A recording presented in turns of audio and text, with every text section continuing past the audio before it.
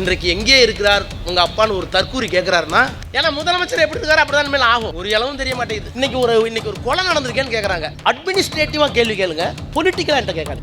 ஒரு அமைச்சர் எங்க கொலை நடந்திருக்கு, அது அட்மினிஸ்ட்ரேட்டிவ் எனக்கு புதுசா இருக்கு. ஏன்னா ஒரு கொலை நடந்திருக்கு, ஒரு அமைச்சரை கேட்டா அந்த பொண்ணு சொல்லுது அட்மினிஸ்ட்ரேட்டிவா கேளுங்க, பொலிட்டிக்கலா கேட்டவனே ஆளுதான். ஏன்னா செத்து போனதுல அட்மினிஸ்ட்ரேட்டிவ் வேற பொலிட்டிக்கல் வரையா? இப்படி லூசுங்களா இருப்பீங்களா? ஏன்னா ஒட்டுமொத்த லூசுங்களா சேர்ந்தா சண்டை மன்றத்துக்கு போனீங்க. பேசி வளர்ந்த சட்டமன்றத்தில் பேசாமலேயே ஒரு முதலமைச்சர் வந்து விட்டதால் நீங்கள்லாம் அதுக்கு அடிமையாகி இவ்வளோ நேரம் ஏன் பேசுறீங்களேன்னு கேட்டுருவீங்களோன்னு எங்களுக்கு பயமா இருக்கு. ஏன்னா ரொம்ப நேரம் இனிமேல் உட்கார முடியாது. ஏன்னா முதலமைச்சர் எப்படி இருக்காரு அப்படிதான் இனிமேல் ஆகும்.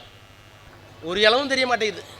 எது யாருக்கு ஏங்க இன்னைக்கு ஒரு கொலை நடந்திருக்கேன்னு கேட்குறாங்க. அட்மினிஸ்ட்ரேட்டிவாக கேள்வி கேளுங்க, பொலிட்டிக்கலாக என்கிட்ட கேட்காதீங்க. ஒரு அமைச்சர் எங்க கொலை நடந்திருக்கு, அது அட்மினிஸ்ட்ரேட்டிவ் எனக்கு புதுசாக இருக்குது. ஏன்னா ஒரு கொலை நடந்திருக்கு, ஒரு அமைச்சரை கேட்டால் அந்த பொண்ணு சொல்லுது அட்மினிஸ்ட்ரேட்டிவாக கேளுங்க, பொலிட்டிக்கலாக கேட்டவனே ஆளுதான். ஏன்னா செத்து போனதில் அட்மினிஸ்ட்ரேட்டிவ் வேற பொலிட்டிக்கல் வரையா? இப்படி லூசுங்களா இருப்பீங்களா? ஏன்னா ஒட்டுமொத்த லூசுங்களா சேர்ந்தா சண்டை மன்றத்துக்கு போனீங்க, கேட்க மாட்டானா? எனவே தான் சொல்லுகிறேன், அறிவார்ந்த ஒரு இயக்கத்தை கட்டமைத்த பெருமை அண்ணாவுக்கும் பெரியாருக்கும் கலைஞருக்கும் உண்டு. அதை காப்பாற்றி கொண்டிருக்கிற பெருமை இந்த முத்துவேல் கருணாநிதி ஸ்டாலின் மகத்தாருக்கு உண்டு. ஒன்று சொல்லட்டுமா, எங்க கலைஞர் பிள்ளைங்கிற நிரூபிச்சார் சொல்லட்டுமா?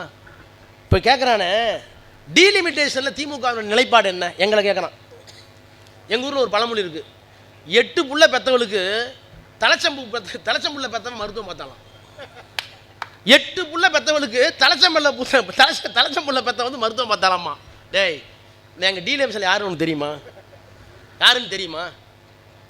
டீலிமிட்டேஷன்னா தொகுதி மறுவரைவுக்காக தமிழ்நாட்டில் இருக்கிற 40 தொகுதிகள் பாண்டிச்சேரி சேர்த்த தொகுதிகளை மறுசீரமைப்பு பண்ணும்போது மக்கள் தொகை அடிப்படையில் நீங்கள் செய்தால் உத்தரப்பிரதேசத்துக்கு எண்ணிக்கை நிறைய போகும்.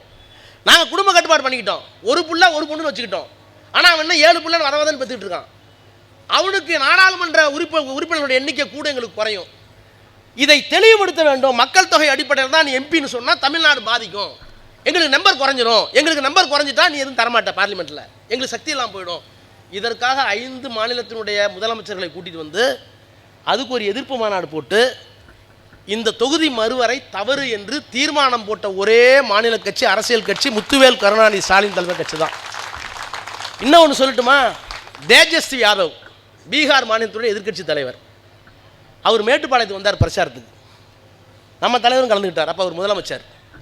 அவர் பிரச்சாரம் பண்ணிட்டு என் தொகுதியில் நேர்களில் பேசிட்டு கடைசியாக சொன்னார், ஸ்டாலின் எல்லாம் செய்கிறார், ஹி இஸ் மை பிரதர், அவர் தான் திரும்ப முதலமைச்சராக வருவார்னு நம்புகிறேன், நீங்கள் பார்த்துங்கன்னு சொல்லிட்டு ஒன்று சொல்கிறேன், இந்த மனிதரை தமிழ்நாட்டு தலைவராக மட்டும் எண்ணாதீர்கள்.